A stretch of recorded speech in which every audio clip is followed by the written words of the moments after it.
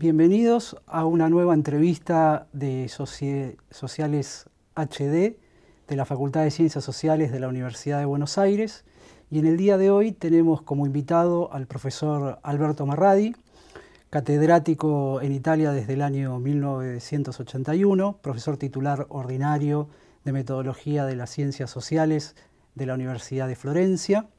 En el año 2013, la Universidad de Florencia le otorgó el título de profesor emérito, una distinción que se otorga a una escasa cantidad de catedráticos italianos, que tiene una vasta actividad internacional e institucional.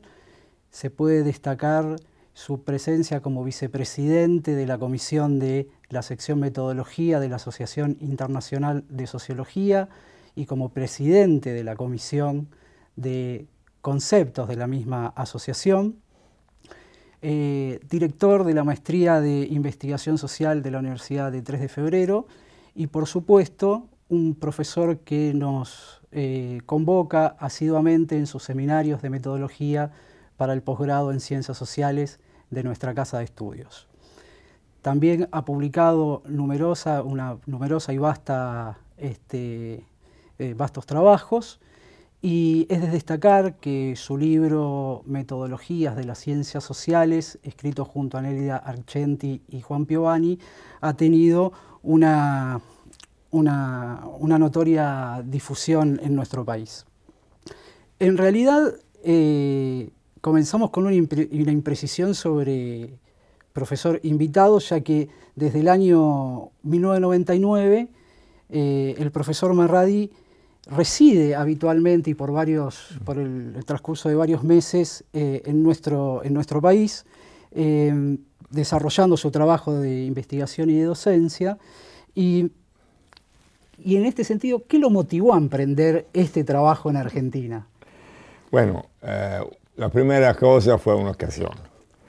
Uno en la vida debe tomar ocasiones. La ocasión en este caso era que yo, en mi primera cátedra, como dijo usted, a Bologna en los años 81-86, luego me mudé a Florencia, era muy amigo y colega, obviamente, de la persona, del profesor, que gracias al apoyo del gran rector de la Universidad de Bologna, que fue rector por 15 años, Roversi Monaco, que todavía tiene posiciones políticas en la ciudad, obtuvo de crear una sucursal, una sede destacada aquí, como acostumbran a hacer la Universidad Norteamericana en Italia y donde quiera en Europa. Y cuando yo supe, yo era ya catedrático a Florencia desde muchos años, pero cuando supe que había esta ocasión, yo me presenté a Alberti, que era un amigo mío, muy íntimo, y le dije, para mí no hay lugar. Él dice, me acuerdo su reacción fue, se trata de una maestría en relaciones internacionales, no entras, no cabe. Y yo le dije, no, yo escribí un libro sobre comparación, no te sirve. Y por tanto, obviamente, él debió aceptar que le servía, y muy amablemente me entregó el primer periodo porque sabía que yo amaba el clima caldo, y naturalmente uno de los objetivos era alternar un verano italiano y un verano argentino. Empecé en 2008, como le estaba contando antes de iniciar, empecé en 2008 con cursos de filosofía del conocimiento, que era el tema, decimos, más abstracto, más alto, etc. Hubo excelentes alumnos. Pensé que algunos se reunían luego para solucionar colectivamente mis ejercicios, que era mi forma de didáctica. Era un ejercicio donde se veía fácilmente si han comprendido o no comprendido. Y luego, pero yo me di cuenta que los alumnos que yo tenía en la maestría y aquí y allá, le faltaba una aproximación crítica a los métodos estándar de investigación, lo que se llama vulgarmente cuantitativo, pero no hay mucho de cantidad, hay siempre preguntas que son en realidad cuantitativas. Yo prefiero llamarlos estándar, porque es lo que se hace normalmente en todo el mundo. Y bueno, ellos burdamente se puede dividir a mitad. O venían de consultores, etcétera, etcétera, eran acostumbrados a aplicar acríticamente esta forma, sobrevalorando el papel de la computadora y bajo valorando el papel del cerebro. A la otra mitad era prácticamente escuela francesa. Los franceses, desde medio siglo más, han decidido apartarse completamente, son antiamericanos en política, de esta concepción estándar que tiene obviamente no digo sus raíces, pero seguramente su meollo en los Estados Unidos, y de consecuencia no se ocupa mucho de métodos estándar y se ocupa mucho de teoría. Los nombres son notos: Bourdieu, Foucault, Derrida, etc. Eso obviamente tiene su campo, pero para hacer los investigadores, cuando se trata de aplicar métodos banales como una tabla cruzada, un análisis de la varianza, no sabe dónde empezar y sobre todo lo descuidan prácticamente. Ecco. Por lo tanto, a pesar que mi interés sobre todo era filosófico, pero decidí por hacer algo de más útil, de convertir el tercer año, cuarto año que ero aquí, el curso en el título que tiene ahora, Aproximación Crítica, donde crítica era obviamente subrayado, a los métodos estándar de investigación, un título muy largo, estilo medieval, etc. El resultado fue que mientras en los primeros cursos yo tenía 40 alumnos, la frecuencia de los cursos cambiado bajó rápidamente a 20, 15, etc. Hasta el punto que el año pasado yo había solamente 8 alistados y como me gustaba muchísimo dictar a la UBA por el nivel, todo lo que se sabe de la UBA, se sabe, yo me ofrecí, de dictar gratis lo que se hice.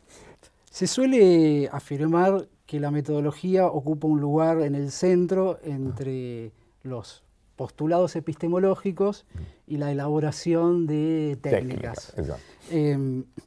Y que ese lugar que ocupa la metodología la ocupa en tensión con los dos extremos. Perfecto. ¿Sí? Ahora, en este contexto de tensión, ¿cómo definiría la especificidad de la metodología en este contexto de tensión? Con los riesgos que implica, por un lado, o asociarse muy cerca de alguno de los dos extremos, o por otro lado, aislarse completamente de los dos. Ok. La respuesta se puede basar, sentarse sobre el significado griego del término, que viene de dos componentes. Uno es hodos, que es estrada, el camino, y meta es con. Obviamente con este camino el resto que no está escrito, profundiza el conocimiento de los problemas que te interesan. Y aquí yo adhiero completamente a Weber. Si uno puede elegir los temas que le gusten, a esta elección, no a la ejecución de la investigación. No se puede dar alguna crítica relacionada a los valores, cada uno tiene sus valores. Okay. Y teniendo presente el problema, note que yo no hablé de solucionar el problema, porque nuevamente, según Weber, al contrario de Durkheim y muchos otros, que a mí no me gustan, Weber piensa que los problemas no se solucionan, se profundizan. No, la idea central de Weber es la infinitud de aspectos de cada momento de la realidad y la infinitud de cualquier otra cosa. Por tanto, la ciencia no tiene fin. Y esto a mí me parece obvio, y por lo tanto hablé de profundizar.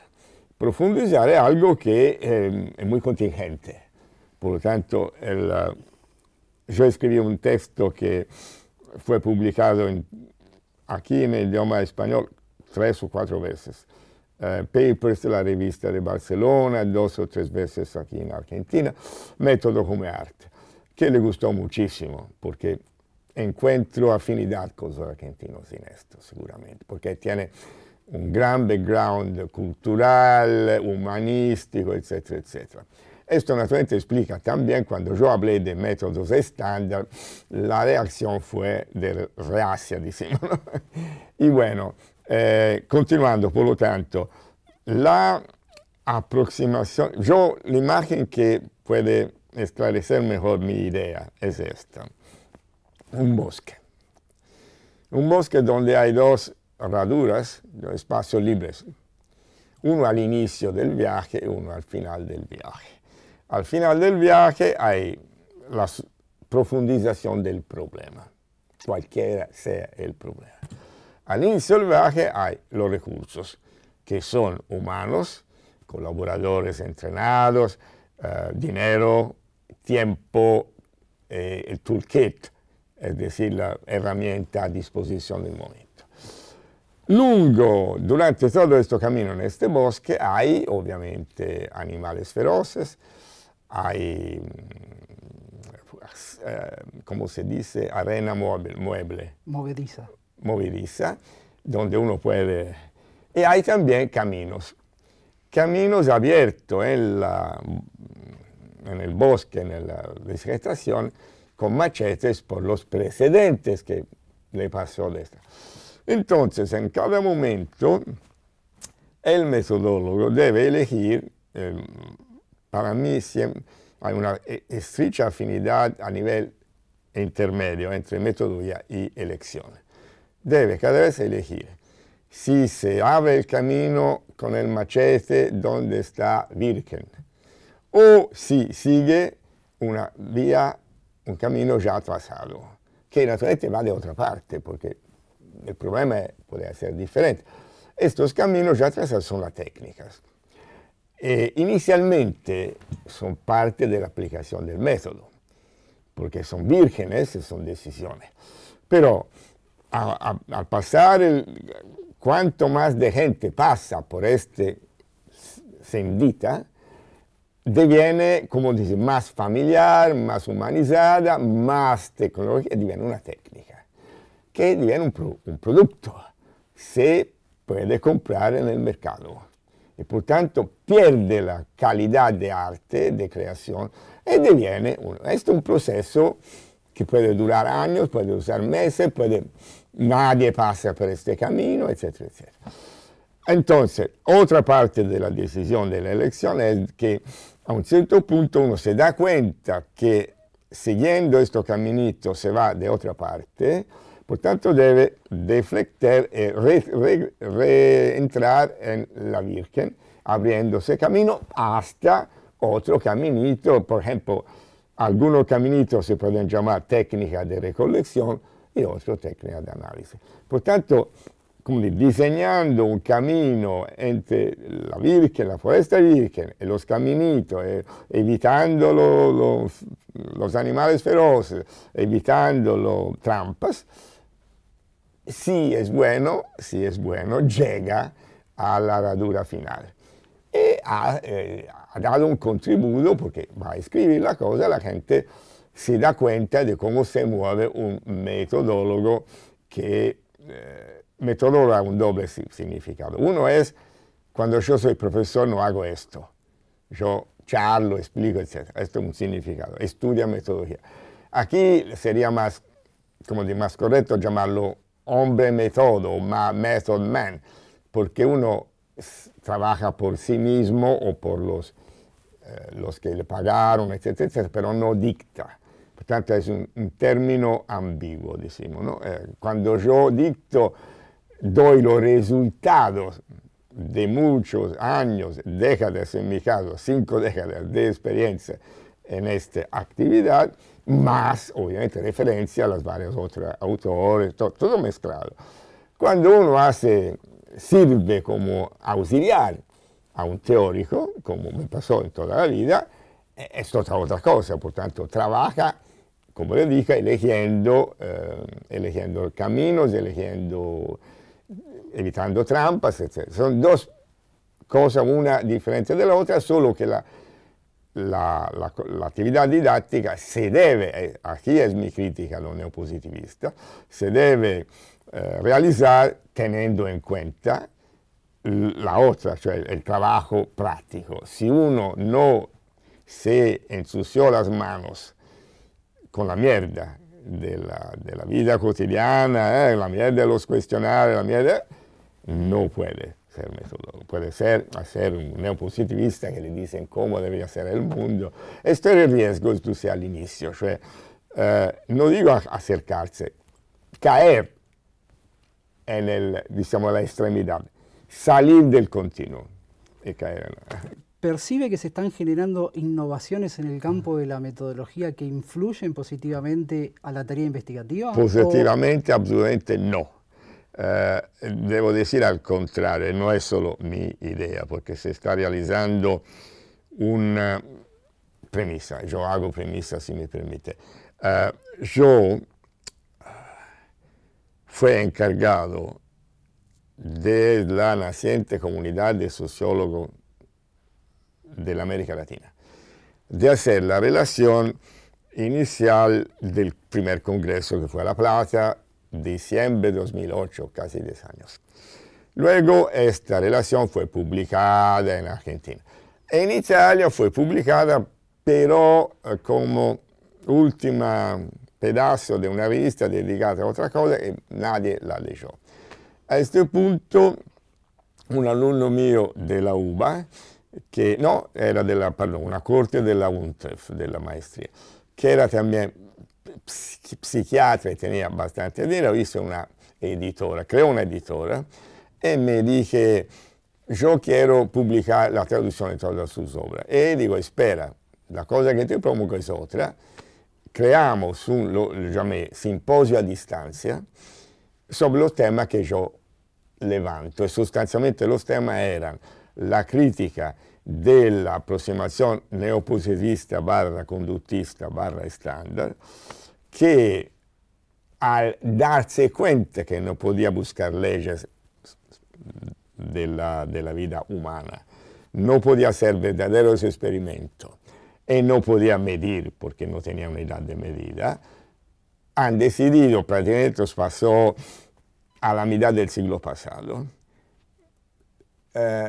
terminamos de tratar de hacer experimentos verdaderos, de medir, todos los años 20 y 30 del siglo pasado fueron intentos en su realidad muy brillantes, pero de imitar la medición, que era obviamente un blanco fuera del alcance de esto. Y luego abandonaron. Probablemente la última novedad en este campo de la medición es el termómetro de los sentimientos, que es un producto anónimo del grupo que a Ann Arbor hace estos paneles sobre elecciones presidenciales. Estoy hablando del 60. De entonces la medición fue, después de 30 años muy vivos, prácticamente hablaron de medición sin ninguna base. Misma cosa por experimentos. Yo listo en mi publicación experimentos ridículos que fueron publicados de la American Sociological Review con referees. Es una cosa, uno se pone veramente los dedos en la cabeza. Y bueno, este era el tema. O sea, ahora la gente, la gran mayoría de corte norteamericano, decimos, ¿no? Se aplica a técnicas siempre más complicadas porque esto le abre el camino académico, pero no sirven a nada. Por el primer caso fue Lazarsfeld, que es un nombre, análisis de la estructura latente, que aplica principios de análisis factorial a variables que no son ni ordinales, y por tanto fue dimenticada. Ahora se continúa con los lineares, los lineares son lo más simple. Esto yo lo rechazo, porque yo empiezo mis clases con 2 citas cuando se trata de este tema, dos citas de colegas italianos que son considerados califos, se dice en italiano, en el sector del análisis. Los dos dicen paralelamente, independientemente, que a pesar del gran desarrollo técnico, etcétera, etcétera, etcétera, nadie ha superado la capacidad de comprensión de cuando Durkheim analizaba el suicidio. Uno dice esto, el otro dice parecido, ¿no? Porque se ponía el problema que la técnica debe servir para analizar, no por sí misma, sino para profundizar un problema. La enseñanza y el aprendizaje de la metodología suele asociarse a una tarea tediosa, muchas veces, y dificultosa. En su libro que mencionamos, Metodología de las Ciencias Sociales, usted plantea que el propósito del libro es aportar a al campo de la didáctica de la materia. ¿Cómo describiría su técnica didáctica? Sí, gracias, esto me interesa mucho. Yo soy convencido que uno tiene un concepto cuando sabe aplicarlo. Y hago este ejemplo a mi daño. Yo soy muy, en Italia se dice imbranado, no soy muy bueno con las manos, a las actividades materiales, con gran divertimento de mi esposa, que es hija de un viejo ahora muerto, obrero especializado, por tanto tiene en la sangre esta capacidad. Yo no, yo fico de intelectual, que siendo meridional, como los griegos, despreciaban el trabajo manual. Y bueno, por lo tanto, el ejemplo a mi daño era que yo puedo saber perfectamente cómo se sustituye una rueda pinchada en la autostrada, pero si no vienen, no lo puedo hacer. Lo mismo pasa en los conceptos. Ahora, ¿cómo puedo yo realizar si uno ha comprendido o no comprendido un punto cualquiera? No era fácil imaginar oraciones donde se aplica esto, se usa este término que representa el concepto en forma equivocada. Entonces, si tú has comprendido, lo hago, prácticamente doy mi examen, aparte que ahora lo aplico también durante el curso, pero mi examen final es una hoja, una carilla, con 5 problemas, que son 5 oraciones donde uno o más términos son usados en manera equivocada, especialmente la manera equivocada que se usa en literatura norteamericana, porque son muy burdos, ¿no? O si no, invento. Y bueno, hay un ejercicio solo dedicado a toda otra capacidad humana, que es la fantasía, el conocimiento del mundo, que son, búscame 3 o 5 indicadores de este concepto. Esto lo inventé a Florencia en los años 70, 80, para balancear un poco, porque los 4 otros valorizaban la capacidad racional y lógica. Esto valorizaba un poco la capacidad sociológica. Bueno, aparte de esto, mi actividad en el examen es solo revisar esta producción escrita. Y me lo cuenta inmediatamente si uno ha comprendido o no ha comprendido. Y no, el voto según cuánta cosa ha comprendido, cuánto mal, cuánto bien, etc. El oral lo hacen mis colaboradores, porque a mí no me gusta escuchar de mente, de memoria, la misma charla que hice yo para... No. Digo, allora, esta parte yo obviamente no la descuido, porque obviamente todo el mundo dicta así, compreso grandes como Sartori. Sartori fue profesor mío, y debo decir que pediva sus textos a la memoria. Esto no es gran cosa para mí. Okay. Por tanto, como todos son acostumbrados a estudiar de esta forma como loros, debo dejarle un espacio. El oral. La comisión de orales, que son 3, 4, 5, mis alumnos, ¿no? Mis viejos alumnos, obviamente, colaboradores, asistentes, etc., danno un voto, una nota, yo doy una nota y hago el promedio, de forma que salvo todo esto. Ahora lo hago desde tiempo, lo hacía aquí en la UBA, lo hago cioè durante el mes y medio de la clase, cuando tienen bastante background, decimos de 2 semanas, empiezo a darle esta cosa cada día por el lunes siguiente, etc. Esta es mi forma de dar. Hasta acá hemos disfrutado y aprovechado la disponibilidad y la disposición del profesor Alberto Marradi en esta conversación y esperamos poder encontrarnos en una nueva entrevista de Sociales HD.